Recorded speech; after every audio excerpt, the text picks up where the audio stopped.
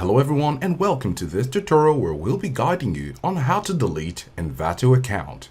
So you want to make sure you're logged on into your Envato account, and at the bottom of your screen, which you're going to scroll down to, you're going to look through these options right here. You can look under the help section and then you're going to click on the help center. After a few seconds, you notice the chat option right here.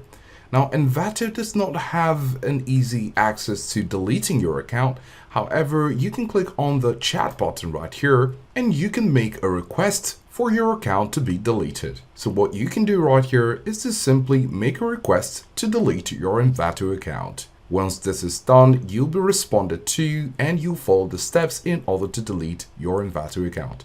Do take note that once you close your Envato account, you lose access to all Envato services, including Envato Market, Envato Elements, the library of tutorials and courses, and any other ongoing subscriptions and ready-to-use templates. So go ahead and make your request right here and you'll get exactly what you're looking for.